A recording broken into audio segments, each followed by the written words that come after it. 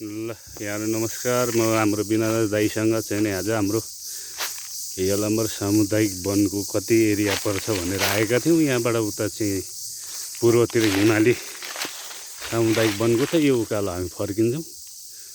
यसको राइट साइडमा हिमाली सामुदायिकको हो, यता चाहिँ नि यलम्बर सामुदायिक वन धरान 8 को पर्छ।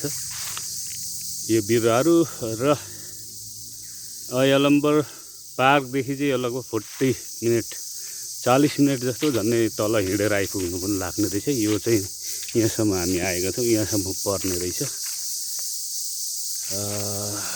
ल है त, यो यलम्बर सामुदायिक वनको एरिया हो।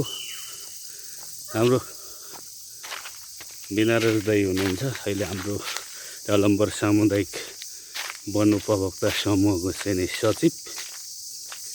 सचिवज्यूसँग म पनि यसो कति छ त हाम्रो सामुदायिक वनभित्रको इलाका एरिया भनेर बुझ्न आएको थिएँ र दाइले मलाई डिटेलमा सम्झाइसक्नुभयो।